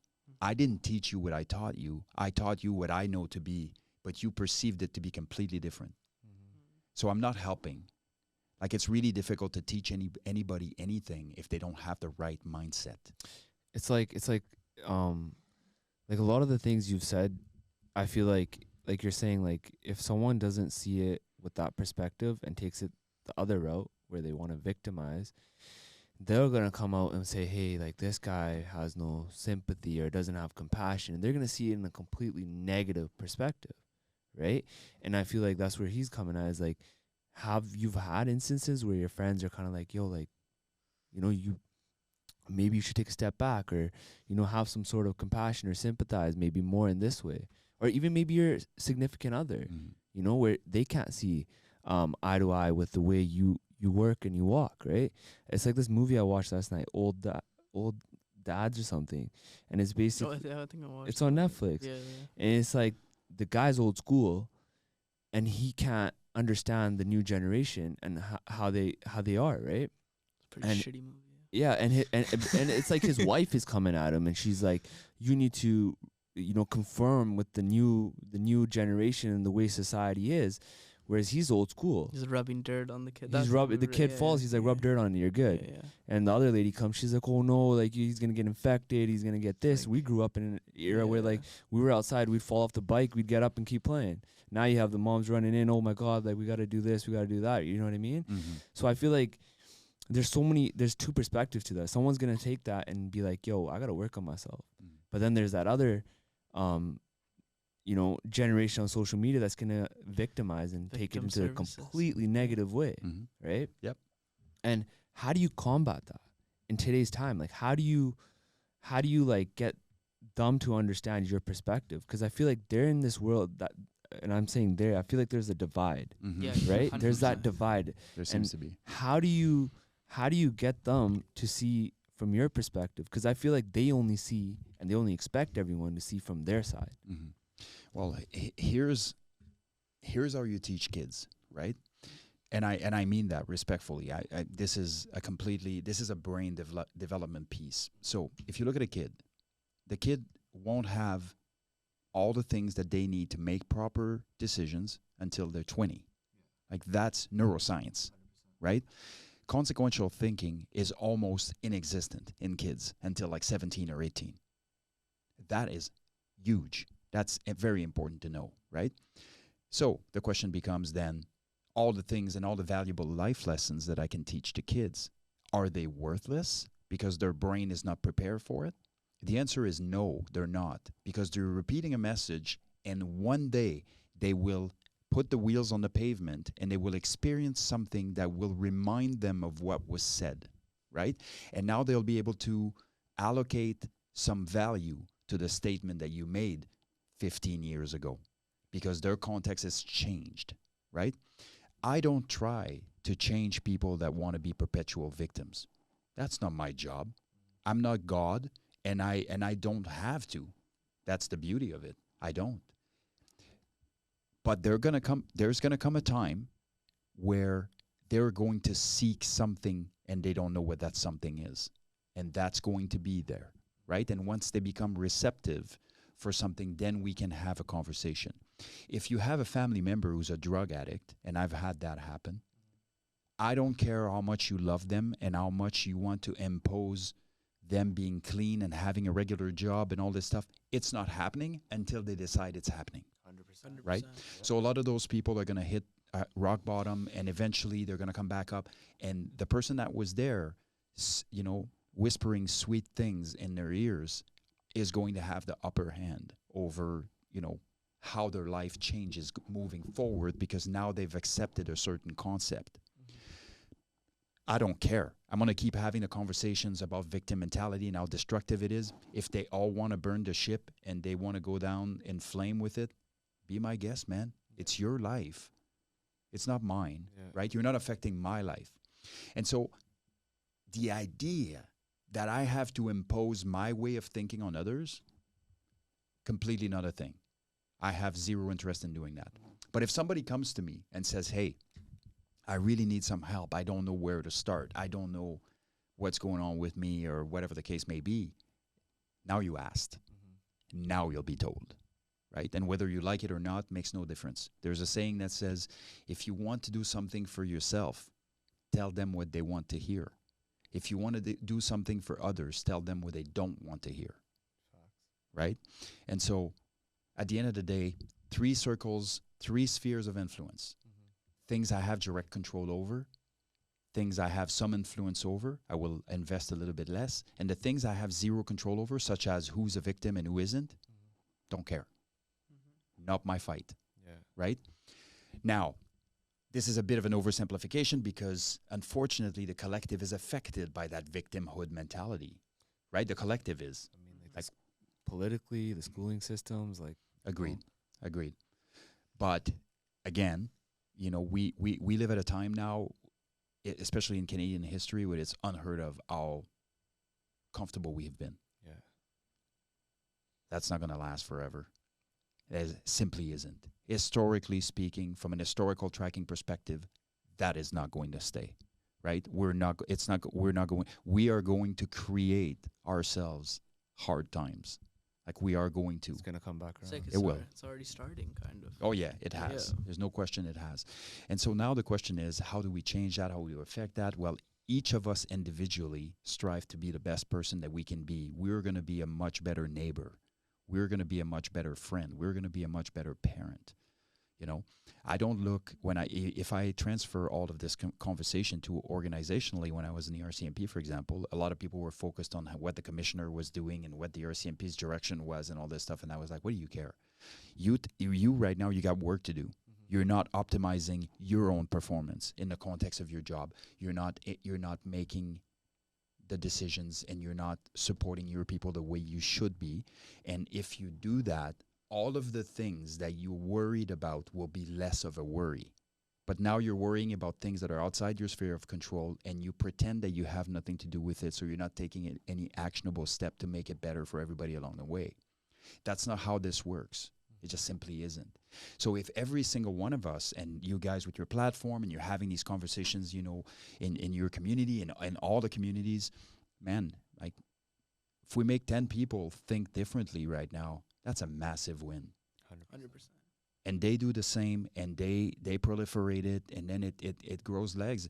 I think one of the problems that humans have is to think that we can't make a difference internally. I agree. Yeah. Like we can. But this is like the fear within yourself. Of course it is. It's just another, another insecurity strike, right? And I was going to ask you, how important is it, or the people that you surround yourself with? Yeah, man. I have a saying, surround yourself with savages all the time. And I mean, when I mean savages, I don't mean, you know, obviously it's knuckleheads that get in fight or whatever. I'm talking about life savages, people that attack life with such ferocity, people that go after their goals with such ferocity, people that do things that are hard to challenge themselves so that they can grow out of it, people that seek adversity and then make it worse, you know, embrace it, all this stuff. Because, man, I tell you, ultimately, you're the sum of the 5 people you hang out with. It's that simple. Yeah. So if your close group is 5 or 6 people, and 3 of those people are completely in victimhood and everything, you're all going down in a giant ball of flame. You know, inversely, if there's 5 millionaires in the group, you'll be the 6th one. And that, from a data perspective, is extremely accurate. The numbers are astonishing as far as like, you know, what the numbers are in relation to how many people are associated with people, you know. But what is the reason for that? Well, the reason is you're consistently keeping each other in check.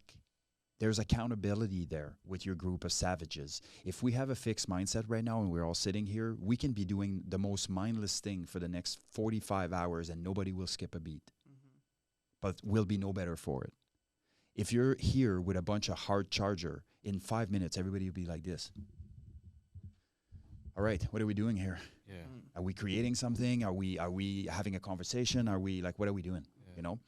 And now you're going to engage in processes that are going to extrapolate the best out of you when you're surrounded by the right crowd. Now, people always, you know, have a hard time with this because I'm like, look, it has to be reciprocal.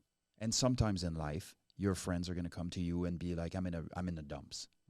That doesn't mean you leave your friends because they're, you know, now they're in a dump and they need your help. No, absolutely not. Quite to the contrary. Loyalty is everything.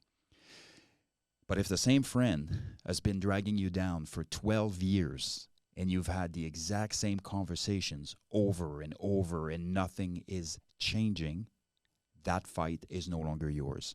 You need to take your bandwidth and reallocate it somewhere else. And that's the same in toxic relationships. You know, as difficult as it is, nothing is worse than a toxic relationship. And whether it's in friendship or in a romantic relationship. But you don't know that until you left. Yeah. Like you generally don't. Yeah. You know, you're generally like, things are, you know, everybody has their problem, whatever. And next thing you know, you're free, or you're a free agent, so to speak. And and you start looking back and you're like, how did I stay in this for 15 years? 100%. I agree with that. I think that comes from the fear of leaving too, right? Because you think you're the fear of leaving the idea of the person you have, 100%. the comforts, right?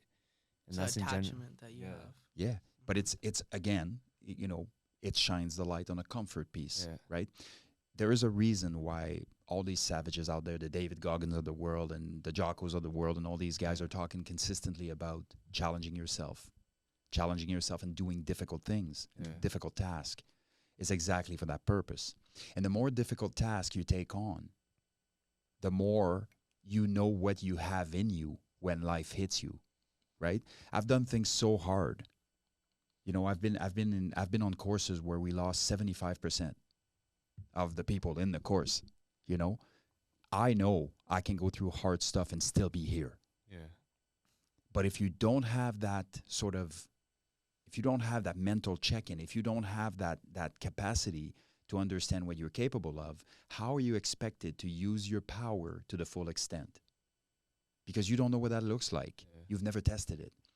It's not a good time to take a test run on your internal power when things are going wrong. Yeah.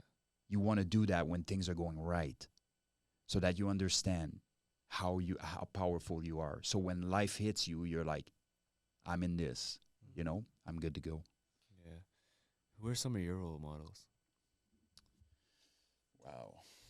Sorry. No. I've been looking at this can for 20 minutes. And then I'll have to be looking at another can after. So historically, there, you know, it was an interesting kind of scenario with me because I didn't have a dad. So my mom was a 15-year-old single mom when she had me, 77, mixed kid, but really no male figure in the equation, right? And for the majority of my young life, I didn't have a male figure at all. And those I did definitely weren't the role model type, right? And so here's what I did in simple terms. I've created the man I wanted to be. I've created the man I wanted to see. I've created the man I wanted to be my dad. I've created the man I wanted to hear speak to me when I needed it. Does that make sense? Yeah. And so I had two choices there. Poor me. I don't have a dad. Everybody else has a dad. I never went fishing. I never did an oil change. I never did any of this. Or what would your ideal dad be like? What would your ideal male companion be like? How would your ideal mentor be like? Be that, you know, kind of thing. And so now I started modeling and taking the best out of certain people, you know. And a lot of the times it was like actors and you know, martial artists, and Bruce Lee was a big influence in my life, you know, from a philosophical standpoint. And then, you know, of course, just through the readings and the Marcus Aurelius and all these other, you know, great leaders and great men, I was able to extrapolate some parts of their personality that I was wanting to emulate. And that gave me a bit of a framework. It wasn't perfect. You know, I'm not, but certainly not. But it was good. It was good for me. And then I would recalibrate. Am I on the right track? Because that's an important piece. You can't set a course somewhere and never look to see if you diverted off the route. Because that's pointless, you know, because it's almost guaranteed you will at some point. 100%. I just wanted to get a quick shout out to our sponsor, Scott72, also a friend of the guest as well.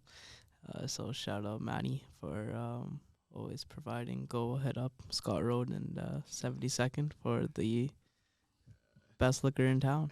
Yeah. Manny's a beauty. What was I gonna say? I had a question. This always happens to me. It's crazy, right? Like, you go. I'll take a bit. I was just gonna say, was there any like on like your ERT or military things that did ever phase you? Was there anything that like stood out of like was so abnormal that you were like, okay, like intimidated? I had to take a step back on one of them. Mm-hmm. Yeah, there was. probably a year before I left, I had a call where it's, there's no real way to tell the story without telling the story, and it's not pretty. But there was a domestic violence situation where boyfriend went to ex-girlfriend's place, raped her, beat her with a hammer in front of her kids, tied everybody up, and burned her alive, and burned the kids. So that was my call. I was the team leader on that call. And that call, sort of impacted me more than almost every single call I've ever been to. And the kids, thankfully, the older brother managed to free himself, and then he freed his siblings. So yeah, they sustained burns, but they survived and they were okay, aside from the fact that they watched mom being raped and killed with a hammer and burned alive in front of them, right? So that's going to set him up for success, no questions asked, right? Very, very difficult situation. I have a sort of visceral disdain to domestic violence in general. I have a problem with victimizations of women by predatorial men. I have a problem with predatorial men on other men. I just have a problem with injustice altogether. And that was atrocious. It was atrocious. It was an atrocious call. The details were absolutely horrendous. And I'm sparing you what the scene was like, right? Because you start to engage other senses in that. And so for me, as horrible as this call was, I now felt an opportunity to be entrusted with resolving that situation, which meant taking him into custody, and he was on the run. So now I had to problem solve this issue. So that became my mathematical equation. That became where my energy was allocated. Because being mad, being frustrated, being angry, being sad, all of those things wouldn't have done nothing for me at that time. I needed to be the person, I needed to be the clear-headed person I needed to be so that I can resolve that situation. And so I sort of acknowledge the fact that this is horrible. I'm going to take a minute here and just oh man, okay, what can I do to make this horrible call better? This is my route. This is where I'm going down. Because if I stay here, I'm going down no man's land. And how do I recover from that and all of those things? And so there's a really interesting piece here, because as I negotiated the arrest of this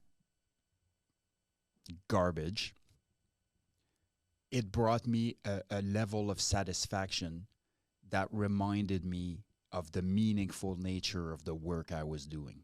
And that anchored my why. You know what I mean? It anchored my why so solidly. This is exactly the reason why I do what I do. And when you have that, you have a much more positive reaction to a very negative set of circumstances, if that makes any sense. If you're faced with negativity and you respond with negativity, you're going nowhere. And it's not about toxic positivity either. It's oh, everything's great, everything's good. No, it's not. It's horrible. But how am I going to make this better? So I would say that of all the calls I've ever been on, of all the the bodies I picked up and that I've seen, and I mean there's countless of them, and all weirder than the next kind of thing. That was the call that I remember the most vividly. So it did. So I know that it did leave its mark. And have you has there been times where you've kind of told yourself, I have to go back to revisit that mentally and deal with that trauma? Would you say that was a trauma for you in a sense? Or is that something that kind of made you shift your perspective on life in a sense? Not really. No? No. No. It again, despite my reaction to it, I was able to have a level of professional detachment, right? Listen, man, this doesn't happen all the time. This happens seldom. When it does, unfortunately, you're the guy that has to go. Yeah. So now you're seeing something, so don't see it everywhere, right? I had to talk to myself a bit and just remind myself that, look, man, like, and ultimately there's other things. Like if you look at death from the perspective that I do, once the body is gone, like the suffering is gone, right? Like for me, so I was able to sort of, yeah, exactly. It's the best way to put it, I would say, is I was able to reason with myself a little bit better. And I'm not going to stand here and say, no, I totally, controlled my trauma response, because, there's part of it is luck. Like if you've been exposed to a million different things, and if you've had sort of the misfortune of having so much adversity, then you have the fortune of having a strong mind. If you have the fortune of not having any adversity, now you have the misfortune of having a mind that needs work, right? And so for me, this was one of those things where I felt my sense of responsibility and my sense of accomplishment in the context of that very difficult call, for the purpose that I set myself to, was enough to give me all that I needed from that call, if that makes any sense. It's quite complex, right? But this is why it's highly underrated to have a why. It's highly underrated. You need to have a why, and that why needs to be strongly anchored. Because as soon as things get weird and difficult, you're going to start questioning your why. And if your why isn't anchored properly, now you no longer know why you're doing what you're doing and why. And if that happens, you're an aimless soul, going around roaming, right? Like you don't. You're suffering. You are. Yeah. You are. You're going to take on the pain of other people. You're going to take on the pain of circumstances. You're going to take on the pain of the world. And it's like, it's not your burden to carry. It's not. So what is it that you're here for? What is it that you are doing? What is it that you're contributing to this world, to the collective? If the answer is I don't know, find that. Because anything else you ever set your mind to will never pan out the way you want it to if you're not solidly anchored. And so I, myself, credit my anchoring system for keeping me sane during my career. And is that what led you to this next chapter of your life where you're at right now, after retirement, kind of your why? And you're doing the training and like helping other people out in other ways now. Yeah. So let's talk a little bit about that, your business and like how what you do and what it's about.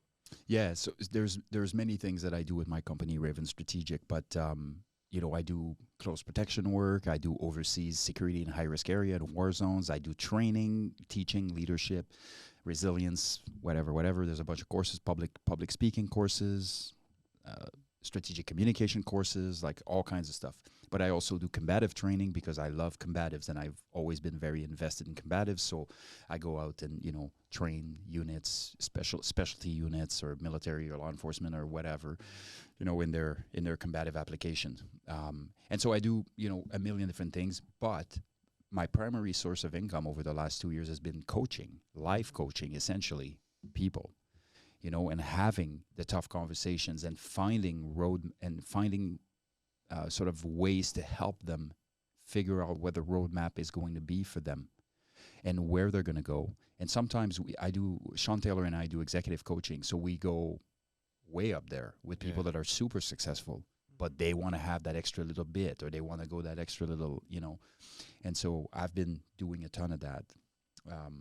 And all of this, all of my previous experience lends itself to this specific field, right? There's a lot of people, and right now is a really bad time to have that title, to have that kind of job, because we're oversaturated with mindset coaches and all this stuff. But when you start digging into, a lot of those, like, it doesn't take very long to realize that what's based on fluff and what's real, 100%, right? And so people see right through that. And I think, the more impressionable people and the younger people that are looking at social media influencers might have it like backwards. But once you're actually invested in making a change and you connect with one of those guys, you'll know immediately that's not the way I want to be going, right? 100%. So we've been doing a lot of that. And, surprisingly, I mean, Sean Taylor is a savage, and absolutely love working with him and doing this. But I've also had, collaborators like Gino Calura, who's a behavioral scientist at the PhD level. I've worked with, Dr. C. Carlos, who's a clinical therapist who teaches psychologists, all this stuff. So I've brought all these experts to collaborate with me on all these teaching endeavors, and I will run things by them. So if I'm teaching a leadership course, for example, I will run the course by them. If I'm talking about neuroscience, or if I'm talking about psychological things, or whatever the case may be, and get that validation from the professionals, from the SME, the subject matter experts in those very fields, so that I can produce the best product possible. Yeah. So all of those things are things I've been taking on, but I've been doing a ton more. I've been doing, first responders and veterans wellness camp, or BJJ camp. I just came back from Tulum, Mexico, where I was running a camp. Well, I was running not the camp, but the BJJ portion of the camp. Yeah. And they re-invited me for next year, which is good news. And we had an absolutely life-changing experience in plant medicine and all kinds of ceremonies over in the jungle of Tulum. I do content creation just for, to try to motivate people to be better and want to do better. So I got my fingers in several pies. Yeah. I'm wrapping up my master's, as I mentioned earlier, and I'm gonna probably go straight to my PhD after, because why not? Yeah. But yeah, all of those things are a part of what's going on right now, and ultimately it comes down to this: life is an adventure, and I want to make it as fun and as enriching as I possibly can. Yeah. I don't care if I get like a PhD or whatever and I die a year later, don't care. Yeah. I don't. Mm-hmm.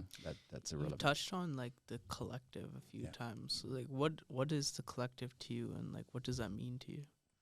Well, there's two things. So the collective is a podcast. Yeah. Right? It's a live show that happens every day on YouTube. And it's an incredible show because it's led by Tier 1 operators.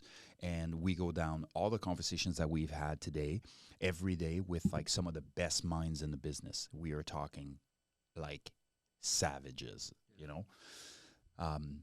people that were 4-star general that are also neuroscientists. Go ahead and find me that anywhere, we just have like really, really core group of absolutely insane contributors. And the conversations are amazing. And every day, it sounds a lot like the conversation we just had. Like everybody kind of wait their turn, and we kind of have a good, constructive conversation. But the collective is people around you. Like, we're tribal as humans. Like, a lot of people don't like to think that, but that's a reality. We're tribal creatures, and we thrive in tribal, in a society that works that way.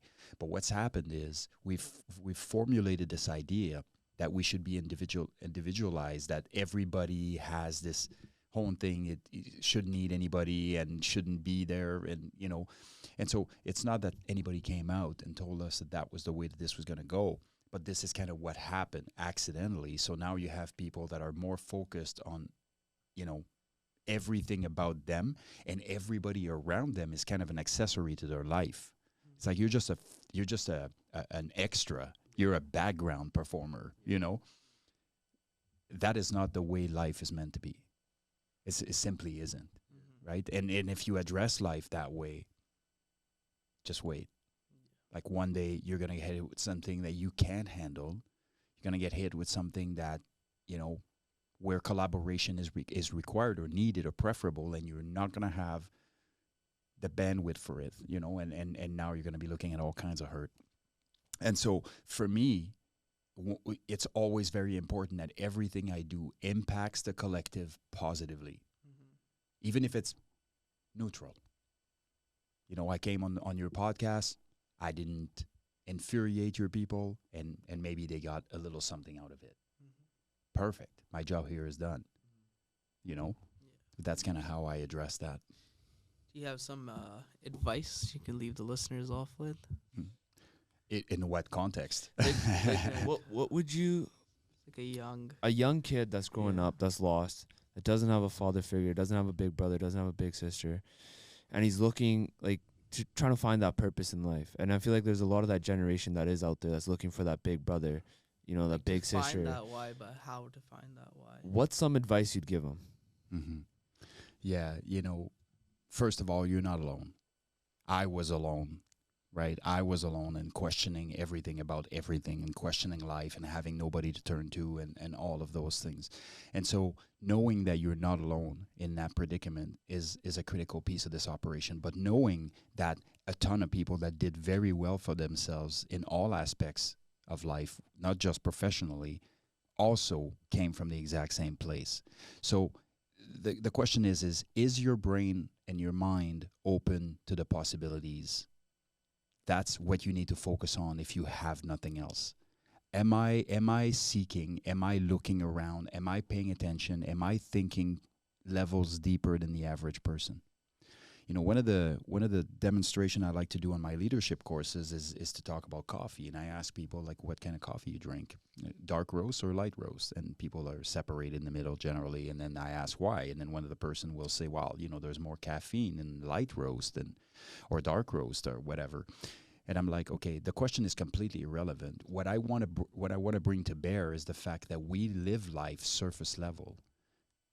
How your coffee is roasted has nothing to do with how you can enjoy your coffee. Where the coffee is from is really the holy grail of coffee selection, right? So if you're the type of person that really enjoy vanilla, nutty, you know, taste or whatever, then you're looking at Brazil. If you're more into chocolatey and all those things, then you're looking at Ethiopia. What does the dark and light roast have anything to do with that? Nothing. But yet it's our first decision of the day and we're already doing it wrong. Right? Because we're not looking deeper. Right? Another thing I like to do is to take a pencil and go, how much is this worth? And most people are like, man, 86 cents, 1 cent, $1, whatever, maybe. I'm like, okay, so now you have a 5-year-old that's dying of cancer and she can't speak and she's going to write you how much she loves you with this pen. How much is this worth? Priceless. It's priceless, right? So we need to stop. Our brains are automatically simplifying everything so that we can make sense of something very complex called life. But we have the power to go levels deeper in this life. We have the power to look at things differently. We have the power to question everything. We have the power to question ourselves. We have the power to reassess, to change our mind, to switch direction. You know, all of that is within our purview. There is no rules. There is no law. There is no constraint around us. And so for me, having that conversation with that youth is like, try everything. Do hard things.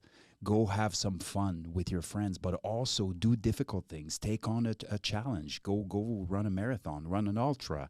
Like, go lift weights, go train, go do jiu-jitsu, go, you know, start venturing out in the world and go test the waters and find what makes you happy and find something that you would do for free and make it a job.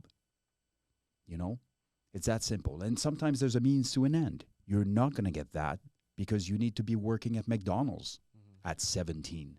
You know, you're not going to be this doctor that you'd like to be or this whatever. And so give yourself grace in knowing that you are pursuing something and there's an outcome, you know, that's projected, but you need to take incremental steps towards that goal. And those incremental steps, they need to keep coming. You just need to keep taking on things. And the more you advance towards something and the more successful you are in the steps that you are taking, the more you are teaching yourself how capable you are. The more you are turning into a highly capable person that can take on whatever they want. You know? So it's an investment in you. And what I would add to that, especially for a youth that doesn't know, the path isn't fully lit up. Sometimes it's not even partially lit up. Sometimes you lose track of where the path is. And this is where you scan around and you try to find your landmark and you try to find, you know, your metaphorical landmark and I'm going to go in that general direction because I believe that that's sort of what is contributing to my goal here or my desired outcome. But if you're waiting for the lights to be on, like in an aircraft during an emergency, it's not happening, right? Like it's not. So there has to be a bit of faith in there. And I'm not talking necessarily about religious faith, but there has to be some faith that you're doing the right things for the right reason that you are going in the right direction as far as you can tell right now, and you continue to do that until opportunities present themselves that confirm that and become the beacon of light that you need along the way. But people are always waiting for the path to be lit up for them. The reason why they don't know exactly what they want to do is because nobody has told them. That's nobody's responsibility. It's yours. It's yours. It's yours to find. And I feel like a lot of people let failure define their destiny. And like I feel like people think like one failure and that's it. Life's done. 100%. Dude, here's what's funny about this, and I'm not laughing in a disrespectful way. I'm laughing because it's ridiculous. Yeah. I work in war zones, Haiti, Pakistan, whatever. Okay, in those war zones, the kids have a lot more bearing on where they're going and what they're doing than here. Suicide rates in Haiti are much lower than here. Yet they can't go to school without seeing a dead body at all. They can drink the water. They can't eat the food if they have any. There's gang rapes over in the population. There's been 1,500 abductions. 10,000 people died of cholera in a year and a half. Gang leaders from the U.S. military raging havoc on the entire country. And when I told my class that we had that we had an elevated suicide rate in Canada, the first thing they ask is, what is suicide? What is that? And I'm like, okay, there's two reasons why this is happening. They're either disconnected or they're upper class Haitian that are not exposed to any of it. Not the case at all. They just don't understand why people would do that. So here's a symptomology of the type of life we've been living here. Whereas consistently riddled with adversity, consistently challenged, consistently put on the gun, consistently, and guess what? They want to live. They want to be around. They want, because they have gratitude for the things that they have. We have lost all of that. 100%. Well, we want to thank you for coming on the show. We really appreciate it. We had a really good time listening to the conversation and learning more about you. Definitely need a part 2. Yeah, definitely need part 2. And yeah, so just thank you. Do you want to plug your social medias and everything like that? I'm sure you guys will link it up to your thing, right? It's we want to thank you for coming on, and we appreciate your time, and we're definitely hoping you'll be down for a part 2. Absolutely. I had a ton of fun, guys. Yeah. Awesome. Us as well. We're the Bains Beers podcast. And we're out.